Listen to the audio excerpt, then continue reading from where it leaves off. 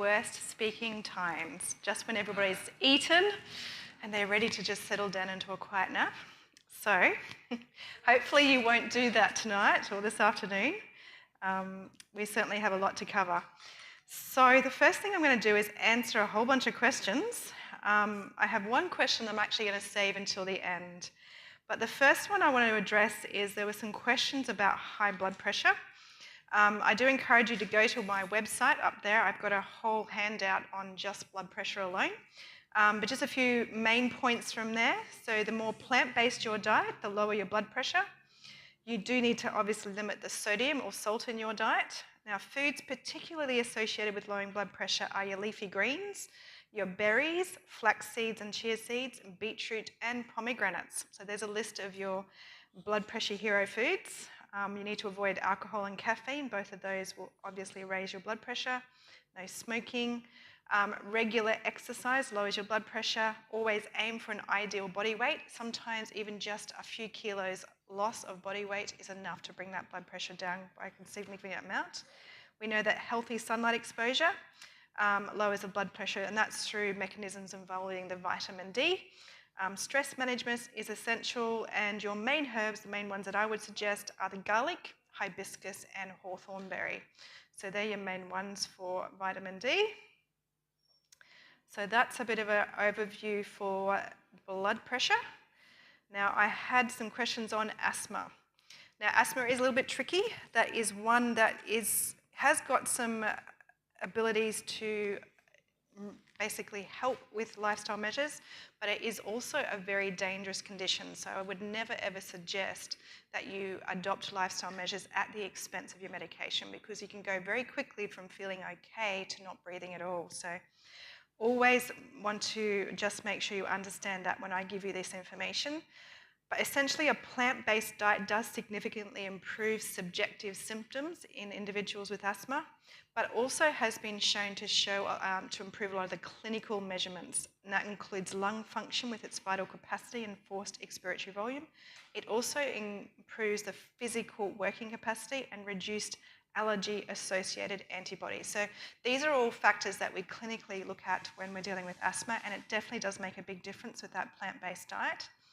Now, herbs are not generally a very good option at all when it comes to asthma because of its extreme life-threatening abilities, and it often needs rapid intervention. Herbs don't work rapidly, at least the safe herbs don't work rapidly. There are some herbs that do work rapidly, but I call them poisons and not herbs. But there are some that you can use to assist in adults. So this is not a recommendation for children. So thyme is one, and sundew. Now, both thyme and sundew are herbs that help with spasms in the lungs of asthmatics. Another one that does help is euphorbia and grindelia. They're both herbs that help with any congestion, a lot of that mucus that sits in the chest. And licorice root is a good anti-inflammatory. So if you want to know about dosing, speak to me afterwards, because there are very specific dosings for those, particularly things such as the euphorbia and grindelia, which are not safe in higher doses. So if you want to know more about that, come and talk to me afterwards. Now, the next one is hay fever or lots of mucus congestion in the upper respiratory tract here. So the main thing for this one is to look for potential allergens. So things that you might be allergic to. There might be things in the environment such as pollens or animal furs. There also may be things such as in your diet, such as dairy or eggs. Those sorts of things, they all need to be sorted out.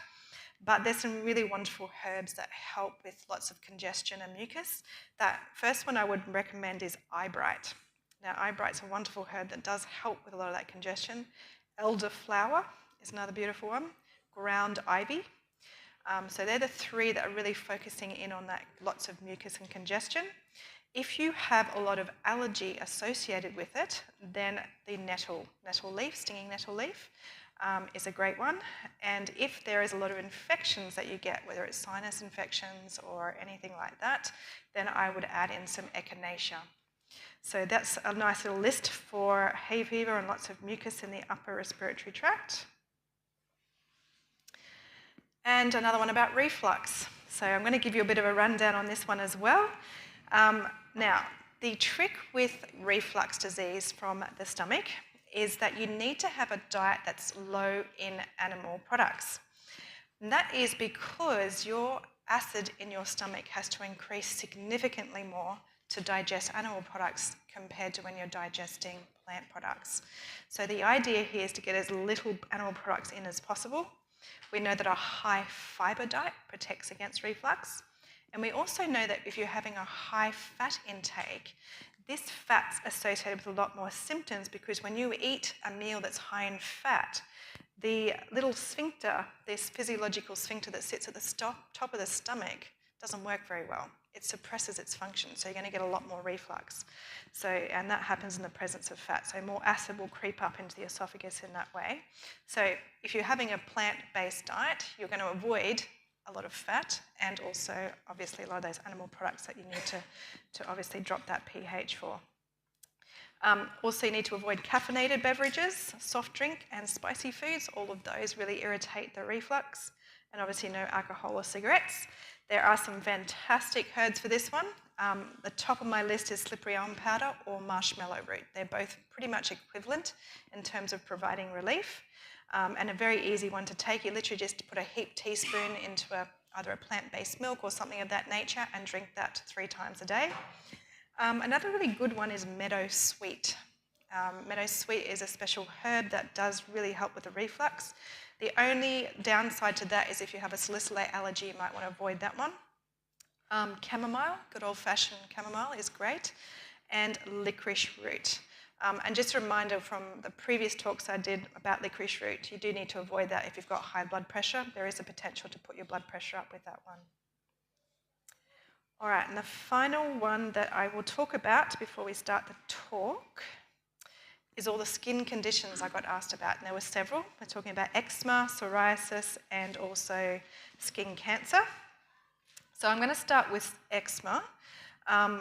One of the things that we need to look for in the diet, one of the most frequent things that is a trigger for eczema, particularly in children, but also in adults, is eggs. Eggs seems to be the number one trigger.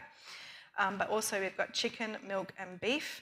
And when these things are removed from the diet of these individuals with severe eczema, about 70% will get huge improvements. So it clearly is a big trigger in those animal products, but eggs does seem to top the list in terms of the research as the strongest trigger. So definitely that plant-based diet can make a huge difference for these individuals. Now there have been some suggestions that are certain oils, consuming certain oils may be helpful. What they're talking about here is evening primrose, borage, or sea buckthorn, but that evidence is very weak, if at all. In fact, I suspect because of who sponsored the research, that isn't good research at all. So I don't actually recommend any particular oils or consuming any particular oils here. Zinc supplementation may actually help. In Australia, we have relatively zinc deficient soil. So even if we're eating good zinc-containing foods, it is actually possible to still be low in zinc. So very much zinc is supportive of skin health. So zinc supplementation, around about 20 to 40 milligrams may be helpful in that case. Now in terms of herbs, a good list here includes heart's ease, it's called, heart's ease. It's a little tiny viola flower. Stinging nettle, again, comes out here. And there's one that's really good for all skin conditions. It's called Oregon mountain grapefruit. Now this one is a really good one for all skin conditions, pretty much across the board. But also cleavers, red clover, and licorice. So there's your list. Heart's ease, stinging nettle, Oregon mountain grapefruit, cleavers, red clover, and licorice. Now topically, there are some good options naturally. The first I would really encourage people to use if they've got eczema and also psoriasis is a licorice extract cream. You can get these, you want it around about 2% of the glycerinic acid in it, and that has been proven to be very effective in terms of topically treating it. It is natural. It does have like a steroid-like effect on the skin, but it doesn't obviously have that effect in terms of that dosage on the body. Of course, there's wet compresses. Obviously, if there's lots of active leaking lesions, you can put some wet compresses on. Chickweed ointment, it's really good for those itchy spots. So if you've got a very itchy, dry eczema, chickweed ointment's helpful. And coconut oil, don't ingest it, but it's great for eczema. So you can certainly use that as well. Now, psoriasis, again, plant-based, low-saturated fat diet is associated with reduced severity. There's a very strong association between vitamin D deficiency and the severity of psoriasis. So really need to make sure you get a really healthy dose of sunlight. So that's a very good treatment. In fact, we do use UV treatments for psoriasis. So yeah, getting a healthy dose of sunlight is always better. Alcohol is also a trigger for severity of psoriasis as well, so you want to avoid those. In terms of herbs, a list here I'll give you is St. Mary's thistle, sarsaparilla powder, that's the plant, not the drink. Again, that Oregon mountain grapefruit, red clover and cleavers as well. So that's for that one. And the same as for the eczema, the licorice extract cream and also the chickweed for the itch. Finally, just the skin cancer. The research shows us that low-fat diets, again, low-fat diet results in a 10-fold lower skin cancer risk. Skin cancer is very much related to the fats and oils in our diet. Alcohol consumption decreases the ability of our skin to protect itself against harmful UV radiation. You'll get sunburnt a lot quicker, so obviously don't drink. Always, as much as you can, during those middle hours of the day, you want to protect yourselves from those harmful UV radiation. And it's still preferable to not get burnt, so follow that formula that I've been giving you. A quarter of the time in the sun that it would take you to get sunburnt. You won't fall into that risk category then. The other one that has been showing up in the research is nicotinamide, which is a form of vitamin B3. Now, supplementation may actually help prevent the formation of non-melanoma skin cancers. So that's one supplement. What it seems to show, not so much as a preventer, but if you've already been diagnosed with one, having a supplement of this nicotinamide does seem to prevent further skin lesions, or at least many of them. So that's a bit of a summary in terms of the natural ways that you can help with those conditions. I do have one more question, but I'm going to answer that at the end. So let's start. Just a reminder, there is my health hub for those who want to go and have a look at some of the articles. So this afternoon, it's not a very long talk. I've made it easy on your brains. We're going to have a quick look at antioxidants. Now, they were all the rage quite a few years ago, and they seem to have fallen out of favour for lots of the latest and greatest, but they are still amazing compounds, and we're going to have a look at how important these are to our health. So, we're going to start with a little biochemistry. I'm going to take you back to the high school chemistry room, so stay awake for this, people. It's not too complex. So first we're going to meet the little villain in this chemical story, and he's called the free radical. Now, this little guy is the basic building block on Earth. He's an atom. That's the little guy in the picture there. You see he's not quite so happy there.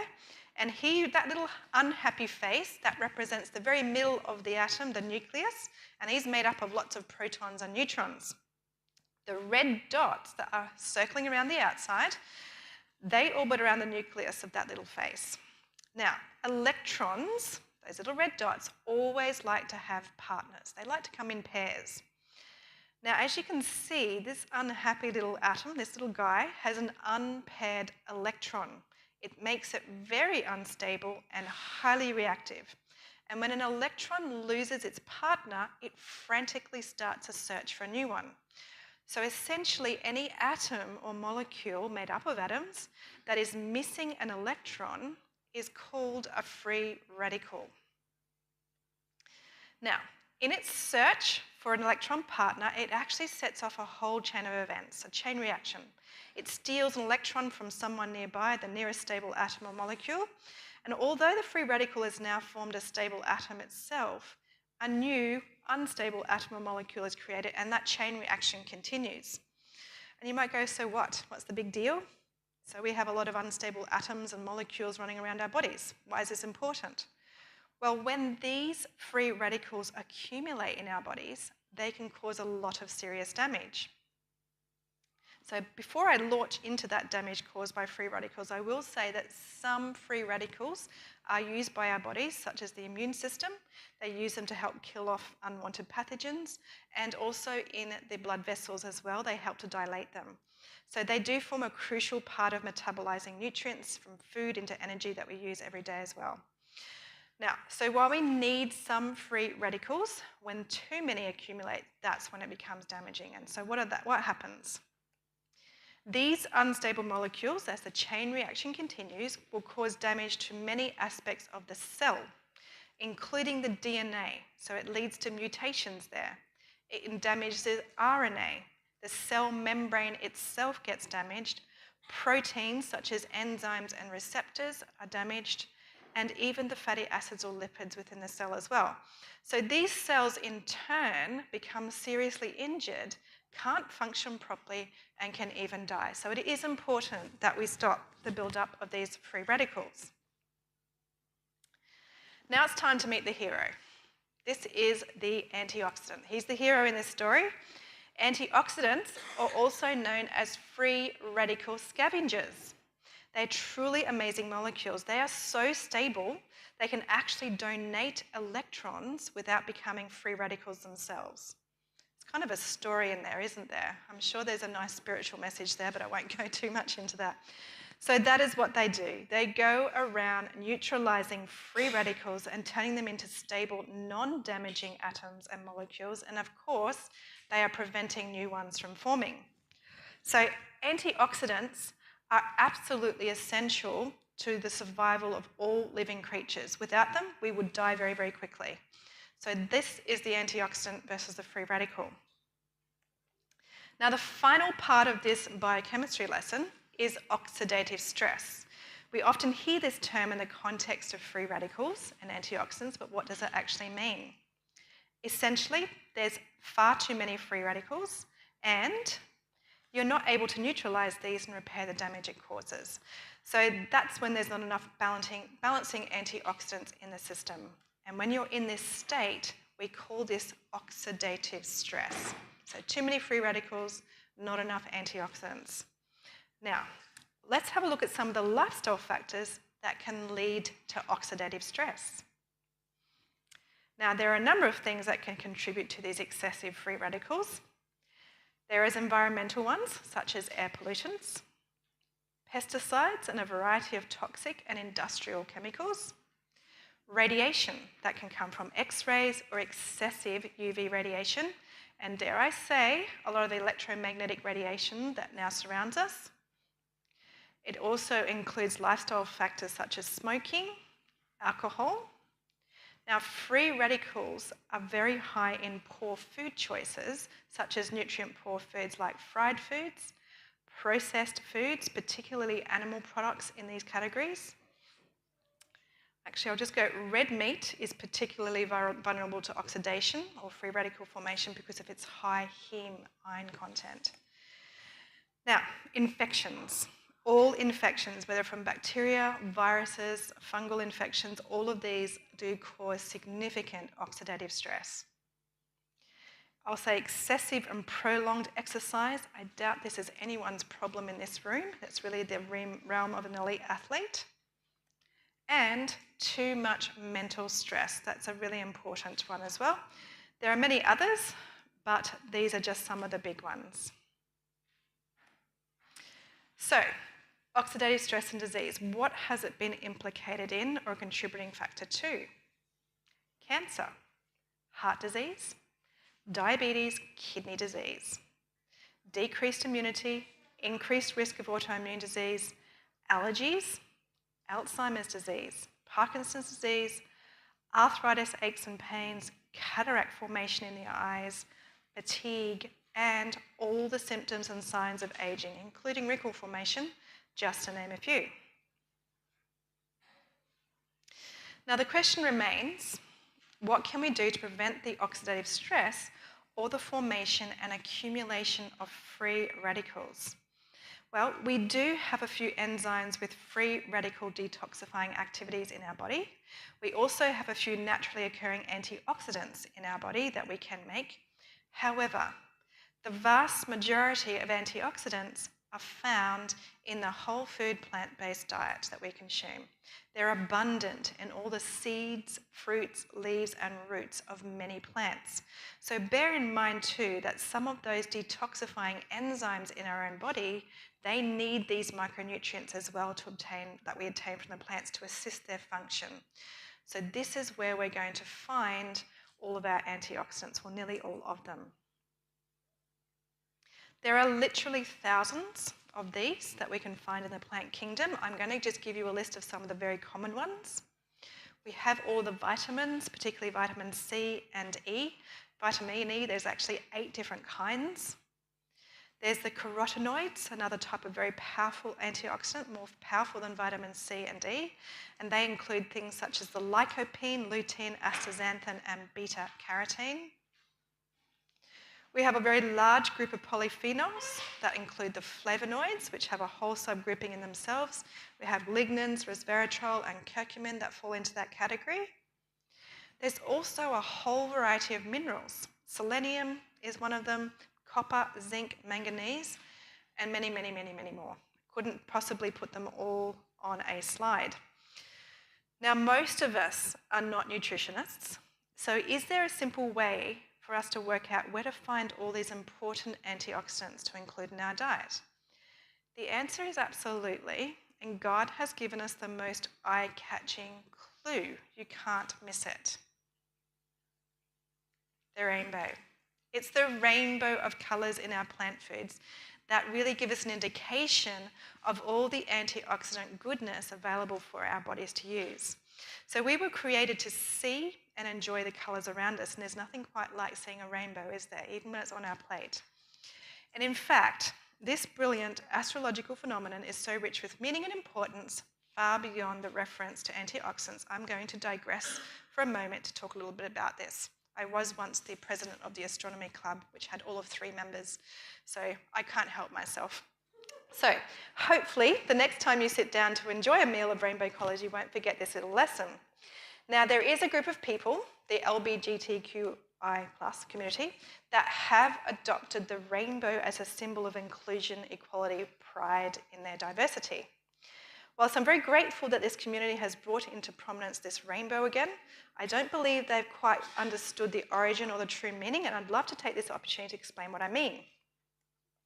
We first see the rainbow following the great flood in the book of Genesis, and you can read about this in more detail in the 9th chapter. In short summary though, Noah and his family were kept safe in the ark through the most severe storm that lasted 40 days and a worldwide flood that took months to subside. Upon exiting, God made a covenant, or an everlasting promise, with Noah and all his descendants, which means all of humanity, that he would never destroy the earth and its inhabitants again with a flood. So in other words, this rainbow is a promise for all and not just an exclusive group of people. So although this promise or covenant seems specific at a superficial level, it has a much deeper and broader meaning. The other place that we get to see the rainbow in the Bible is around the throne of God. We see that in Ezekiel, the 1st chapter, and in Revelation 4. And it also surrounds the Lord God himself in Revelation 10, it tells us. So it's here that we see the deeper meaning and the symbology of this rainbow. It is his grace, his mercy, his love, his protection, and his salvation. It is the complete assurance that God is true. The throne of God is staked on his keeping of his everlasting promises to us. So, if the rainbow is a symbol of God's everlasting promise to us, is there another symbol that could better represent inclusion, equality, and pride? Well, the Bible gives us an answer to that as well. And it is the cross, or more specifically, being at the foot of the cross. Jesus spoke these words referring to the cross he was to die on. If I am lifted up from the earth, I will draw all peoples to myself. So it's here we see total equality and inclusion. No matter your race, nationality, your gender, your beliefs, your choices, Jesus has died for you.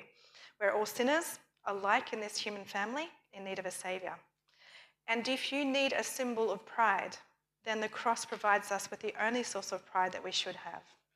The great evangelist Paul, from the New Testament era, penned these words in his writings to the Galatians: God forbid that I should boast except in the cross of our Lord Jesus Christ. So there is our symbol of inclusion, equality, and pride. So, back to the rainbow, the antioxidant rainbow that we find in the whole food plant-based diet. Now, a whole food plant-based diet is going to be the best diet for a whole range of things that we've learned about all this week, all the chronic oxidative stress-related diseases. Not only due to the protective effect of the antioxidants, but a host of other plant substances that provide additional benefits. The beauty and the simplicity of this diet is that if you're getting a good variety of the different colours and eating a range of fruits, vegetables, legumes, grains and nuts, you don't actually have to worry about getting an ample supply of antioxidants plus all the other plant nutrients that are important. Now, there are certain foods that are particularly rich in antioxidants. Now, I'm not going to call these necessarily superfoods because all the plant foods that we have benefits that go beyond their antioxidant content. So whilst one particular food might have lower antioxidant content, it may have much higher plant nutrients for other purposes. So it all balances out. But we're going to have a look at the powerhouses for antioxidants. At the very top of the list in terms of antioxidant power are herbs. So it's why I'm so interested in them all the time. But herbs come out on top. They have the highest antioxidant content of all plants. So and list of order of power here, we have peppermint there, marjoram, oregano, thyme, sage, rosemary, saffron. So there's your list of the most potent, from most potent to least potent of the most potent. But essentially there's your list, and drying these herbs actually preserves and concentrates the antioxidants. So if you don't have a large garden space, feel free to buy your herbs dried and they will retain their antioxidant power for at least 12 months.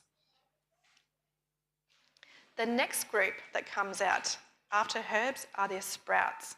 So sprouted seeds are often more nutrient dense than the ungerminated seed or mature vegetable, and the antioxidant content of seeds increases anywhere from 2 to 20-fold once they have sprouted. So here's your list of the big ones: broccoli sprouts, soybean and mung bean. So they're your big antioxidant powerhouses for your sprouts. They do need to be eaten within 7 days of sprouting, however, to get those benefits. Now, that's a very easy one to do. Even if you live in a unit, you can put some sprouts on your bench. They just need a little light, not direct sunlight, and within 7 days, you can have an antioxidant powerhouse on your plate. The next comes down to the fruit. So we've got herbs, sprouts, and then your fruit. Now, berries are the top of the list of the fruits again in terms of what they do for us. So in terms of the order, it's blueberries, mulberries, cranberries, blackcurrants, blackberries, raspberries, pomegranates, which are a berry, strawberries, red currants, and goji berries. So they're your big ones, and amongst those, there are a few other fruits, and they are your red plums, your Granny Smith and Red Delicious apples, cherries, and figs. So for those who don't like the berries as much, there's something in there for everybody. Now, how much do we need every day of fruit to get those benefits? Well, for adults, it's 2 to 4 serves, and 1 serve is equivalent to a medium piece of fruit, such as an apple, banana, or peach, or half a cup of chopped fruits, or berries, or grapes, or other small fruits.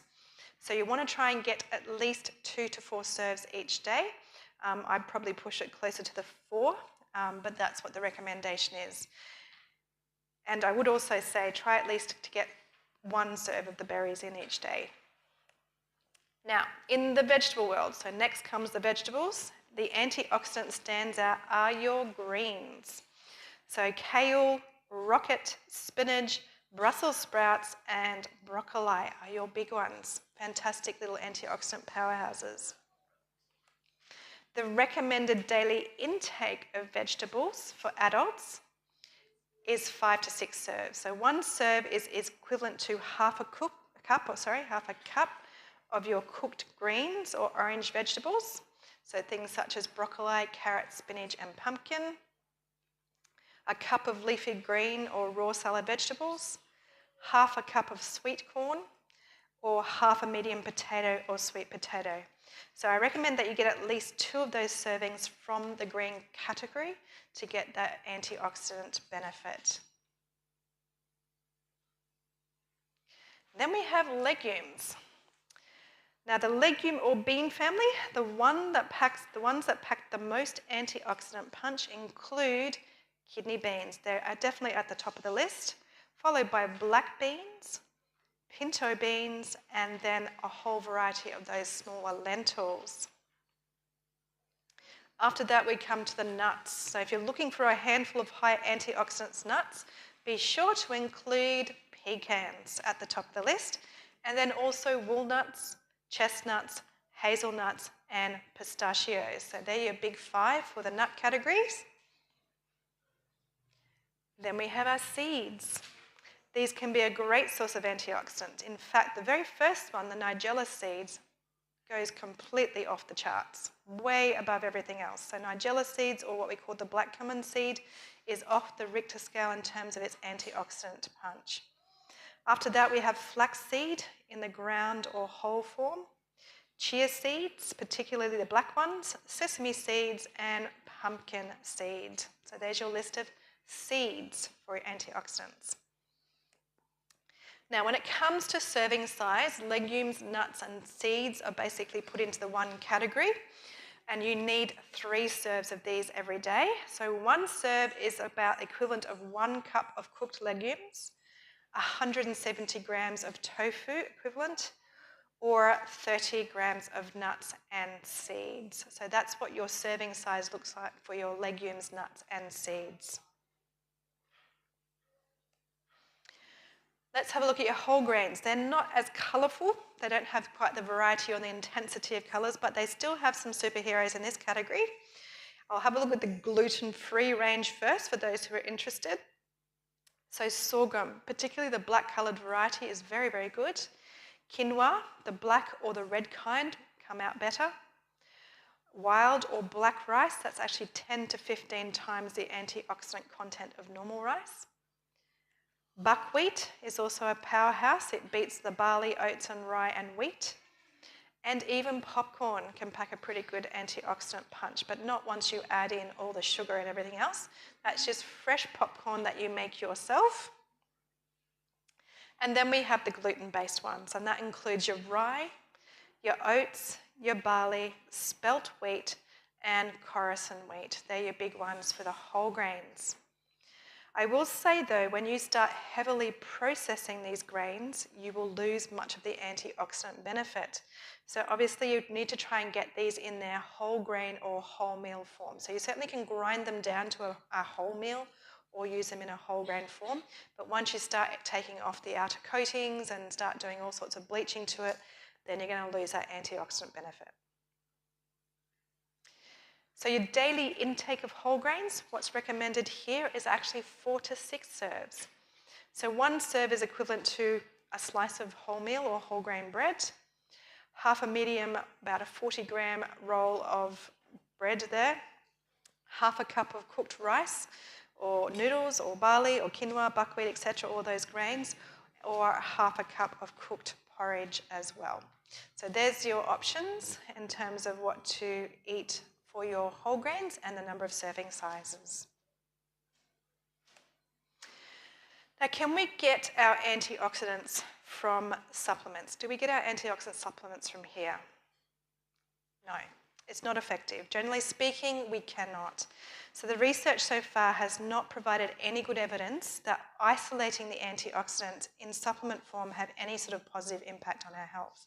In actual fact, if too much of some of these isolated antioxidants are taken, it potentially and somewhat paradoxically increases oxidative stress. Now, there are a number of reasons why this may be the case, and that is because antioxidants tend to work best in combination with other nutrients. So plant chemicals and other antioxidants, they work together with those. And there's also differences in the amount and type of antioxidants in food versus those you find in supplements, which can also influence their effect. For instance, remember I said before there was 8 different chemical forms of vitamin E present in foods. However, typically vitamin E supplements will only contain 1 or 2, so you're not getting the benefit. And so in actual fact, the studies are actually showing it can increase the rates of some of the diseases we're trying to prevent by using these as a supplement. So God knew what he was doing when he put all of these into a food for us to eat it in its whole form. He knew that these things needed to work together, they needed to work in concert to produce the effects that we're getting. Now, what are some of the benefits that we get from antioxidants? All those natural anti-inflammatory foods protect us against a whole range of chronic diseases, so it's almost working backwards from what we looked at, what causes it. We know that they are natural anti-inflammatories, they reduce the risk of developing diabetes, and they also help to manage the diabetes by improving insulin sensitivity and regulating blood sugars.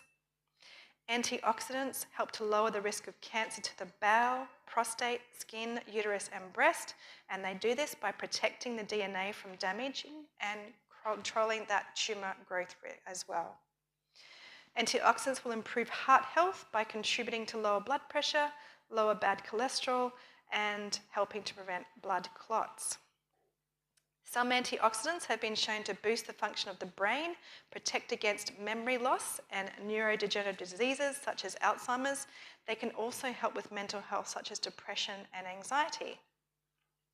Now, gut health can also be improved by antioxidants by promoting the growth of beneficial gut bacteria and limiting the harmful ones. Interestingly, independent of the fibre found in plants, the antioxidants also help to bulk up your stools. The anti-inflammatory benefits of antioxidants can also help reduce arthritic joint pains and muscle pains.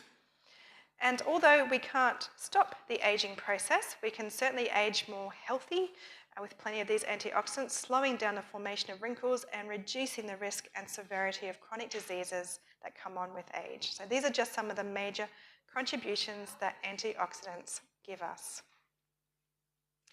And that brings me to my summary. And my summary is very simple for this one.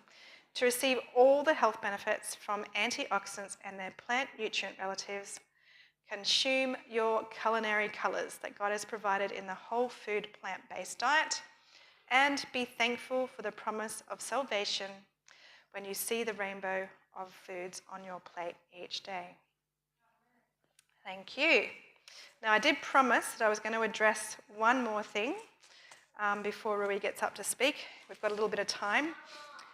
So one of the things that I do get often asked when I'm presenting is, why do I present on health? Why is that so important?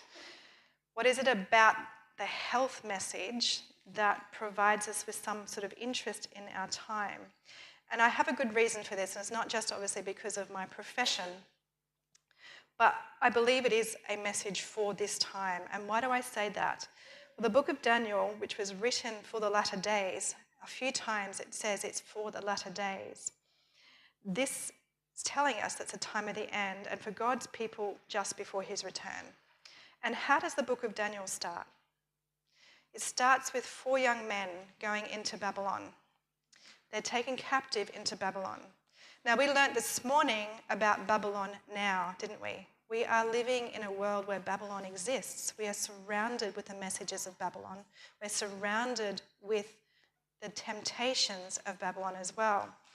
And so that Babylonian kingdom that these boys went into, Daniel and his 3 friends, was full of beauty itself. We're not talking about a terrible city. In fact, some scholars, Bible scholars, believe that it was inspired by Satan to reflect heaven, in terms of it was a city of gold. It had a river running through it. It had beautiful hanging gardens. It's one of the ancient wonders of the world. So it's possible that it was a reflection, although a very poor one, of something that Satan had seen before. And so these boys went into that. They were educated in that system, just as we're educated in this Babylonian system here today. They went in there and they were offered the best that Babylon can offer, the best food from the king's table. The best temptations were available to them. And so I think it's a story for us, you know. We're educated in this system. We're beguiled by this world's beauty and all the things in it, aren't we? We're constantly struggling with that. But something that Daniel recognized in his three friends were that this Babylon that they were going into was full of deception. It was full of something that wasn't quite right. And they needed to do something above and beyond their peers so that they could make their way through this kingdom unsullied by the world, that they could stay faithful to God. And the first test that came to them was one on diet. The very first thing that happened was that they recognized that if they were going to have that spirit of discernment, that spirit of wisdom and knowledge and understanding above their peers and to be able to make it through, they had to make sure they had the right food going into their body. So I think for us too, we're moving into this Babylonian kingdom, or moving amongst the Babylonian kingdom here. It is full of deception. We can hardly believe anything we see these days. The stuff that you see on the internet with all the AI, I hardly even know what's real anymore. The messages out there are so close to the real, it's hard to discern between right and wrong anymore. Good is being called bad, and bad is being called good. And the very first words that Jesus would pronounce when he was asked, what are the signs of the end of the time? What was the first thing he said? Take heed that you don't be deceived. Take heed that you don't be deceived. We are living in this day, people. If we don't want to be deceived, then start at the basics. Choose the right things to put in your body so that you can have a clear mind. You can hear the voice of the Holy Spirit with strength and with power. So that's why I think that message is so important. It's a message for our time specifically. Daniel tells us that this health message is for our time. It is a part of us being able to understand and move through this world that is full of deception. We need this absolutely. So I think we just need to remember those things. And when you ask that question, why is it important? For that reason that it is. And we need to respect this temple that's been given to us. This is a temple where the Holy Spirit wishes to dwell in. It's the voice that we need to hear the most in our lives. And I'm just going to read to you Psalm 16, verse 11. You make known to me the path of life. In your presence there is fullness of joy, and at your right hand are pleasures forevermore. So it's only here that we can find the true pleasures, the true joy. The things that this world that's offering, they're deceptive. They're not real pleasures. They're not real joy. They're just momentary things that are fleeting. So yeah, the health message, it is important. I think it's an important part of the message going forward in terms of understanding where we are in time. So I hope that answers that question. Everyone wonders why. That's my take on it. All right, thank you very much.